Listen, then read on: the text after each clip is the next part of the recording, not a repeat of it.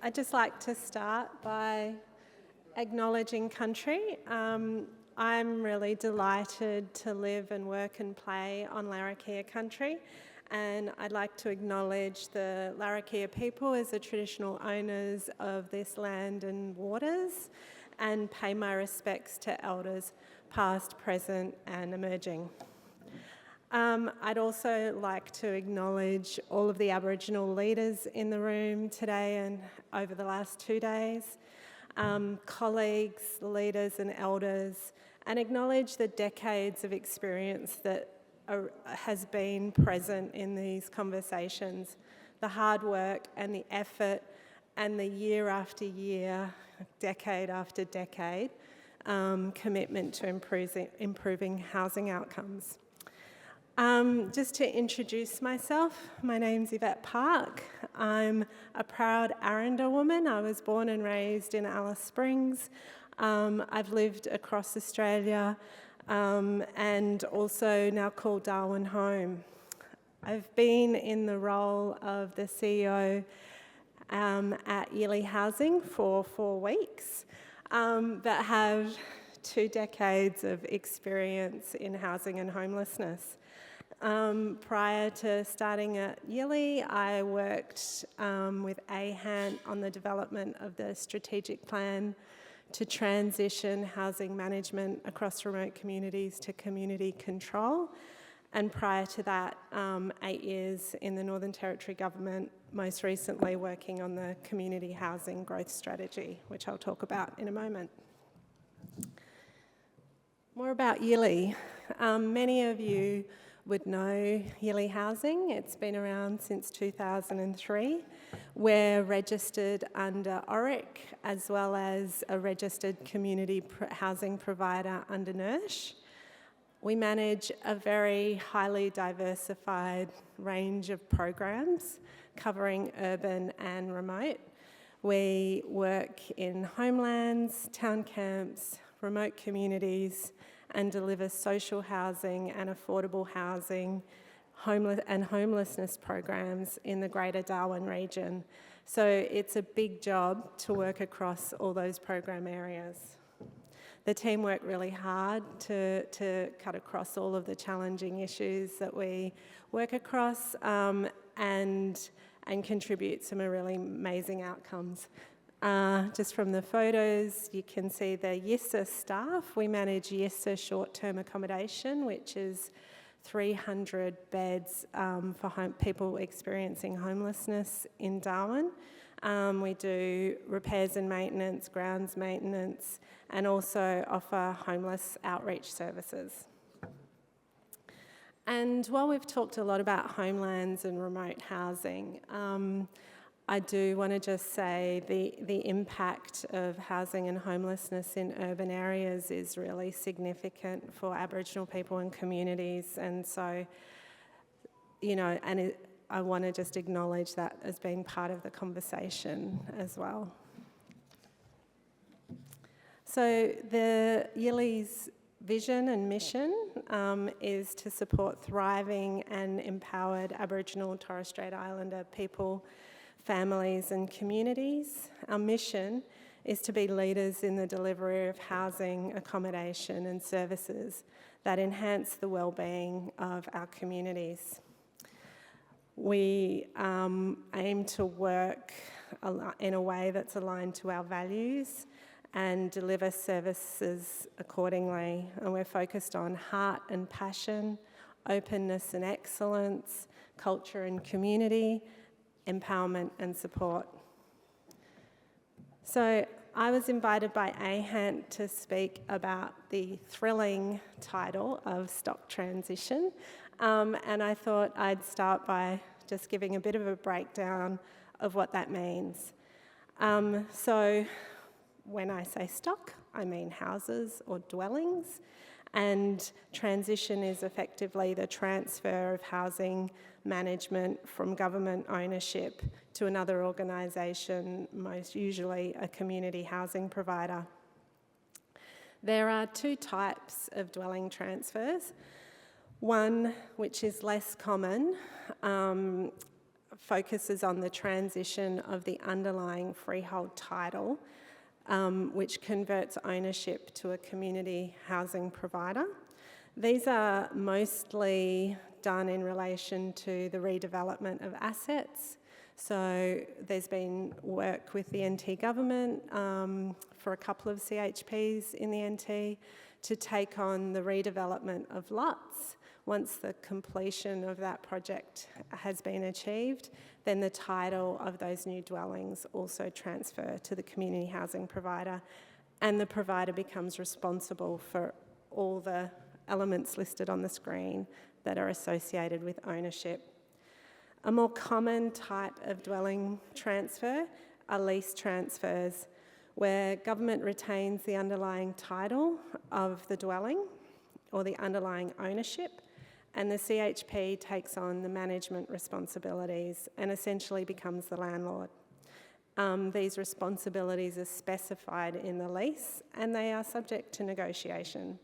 They might include responsibility for rates, repairs and maintenance, water charges, all of the obligations in tenancy management agreements, rent collection, and the list goes on. So we've heard across the course of the conference some of the challenges of housing management. Tom spoke about that yesterday. We've heard from Dan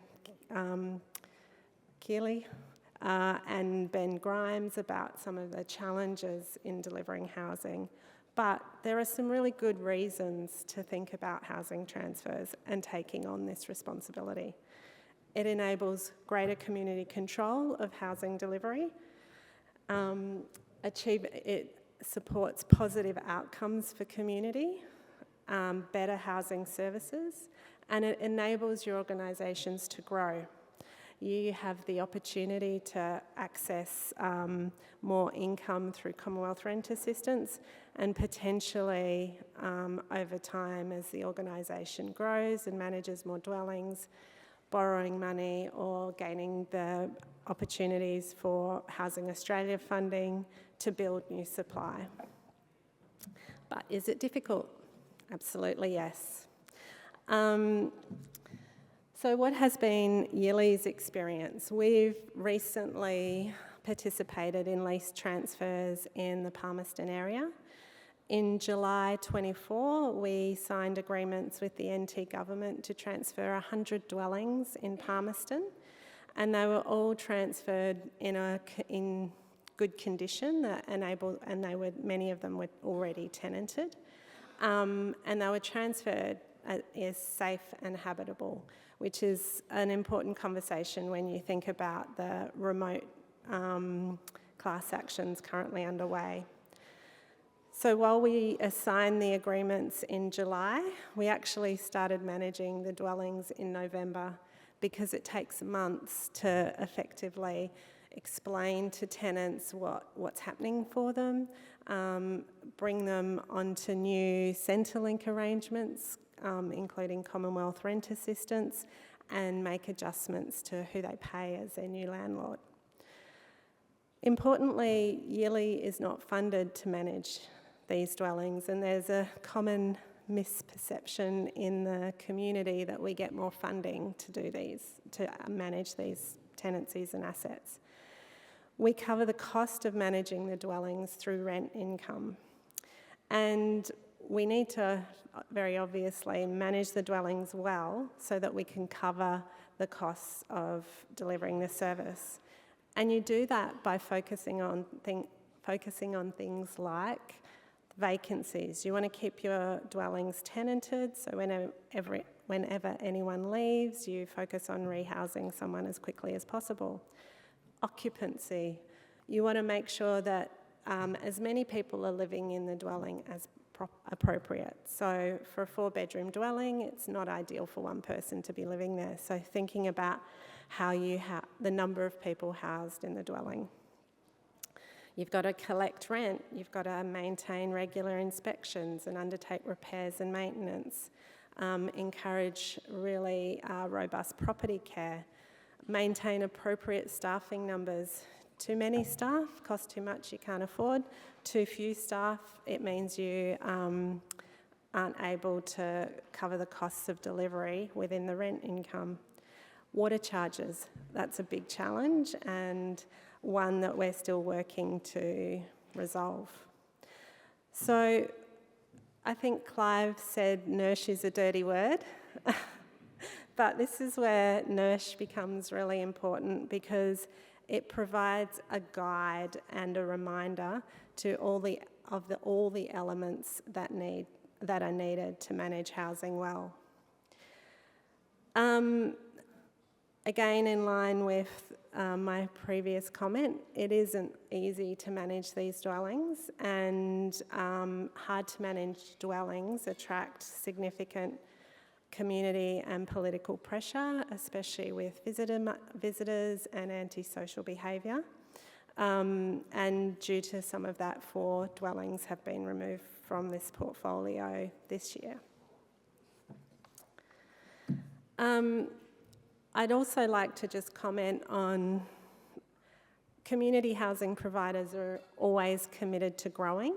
So we're always interested in the future and what other lease transfers might be available across urban and regional communities. Yili was one of 4 providers who participated in lease transfers in 23-24 under the Community Housing Growth Strategy.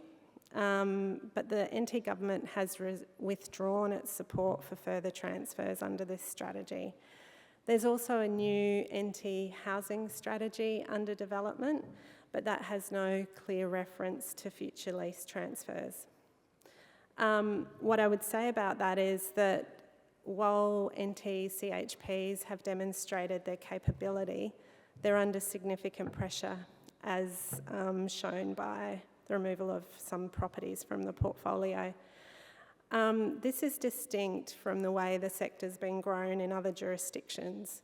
In New South Wales, which is like the shining light of the community housing sector, where all the inspiration for Housing Australia and financing and everything else, they took decades to grow that sector. And were supported along the way, but we're yet to see that happen in the NT in a meaningful way. And I hope there'll be a U-turn on this policy position. You don't always want them, but sometimes you do. So that's been our experience in the urban setting, but I also wanted to talk briefly about what opportunities may exist in the future and in remote communities and town camps. So in the 2024 partnership agreement for remote housing commits to greater community control, and that's what we're all here to talk about. There's a draft strategic plan and budget, and as part of that agreement, a draft strategic plan and budget is under development to support the transition to community control. And Clive spoke about this yesterday, though. Community control can occur in many ways. Greater participation, accountability and transparency in relation to the decisions of HRGs, dwelling design, location and need being informed by community, participation in the contracting arrangements, so the repairs and maintenance, tenancy support, management, HMES, HIP. Many of us in this room work across the homelands community, as shown by the map yesterday that Clive put up. But what is the opportunity for greater community control in delivering the repairs and maintenance contracts and the tenancy support contracts that are either delivered by ABEs, MBEs, local councils? How can we get more involved in those services to support the growth of the homelands organisations? Housing lease transfers is a further mechanism that represents the transition to community control. But as you can tell, it's fraught or it's complex. It's both. Okay, so as you guys would be well aware, remote communities and town camps, The tenure arrangements are extraordinarily complex, and many of you may have been involved with the land councils in the negotiation of Section 19 leases and township leases.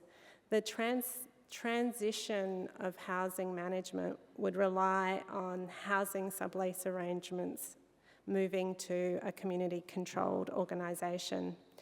And with those sublease arrangements come the transfer of tenancy leases under the RTA. And with that comes the legal and financial obligations of a landlord under the RTA. So while those leases give tenants a right to safe housing, they also place an enormous level of responsibility on landlords. So for any housing organisations that are interested in these transfers, you have to approach them very carefully. The high cost of housing delivery in remote, though, means that housing lease transfers must be accompanied by funding. There are 2 early stage negotiations underway, or had been in negotiation, and I think are now slowly recommencing. One is the Anandili Aqua transfer, and those guys are here today, and Tunganjira as well. And they will provide early examples of how housing lease transfers may occur in remote communities and town camps. But lease transfers must be community-led and will take time. The sector will need a lot of strengthening to be able to manage the obligations of the residential tenancy agreement. We'll need to look at how the lease arrangements are negotiated and changed with the land councils, and importantly, it'll need to be a sustainable and fair arrangement agreed to by communities and housing providers. Thank you, everyone. I think I've hit the time.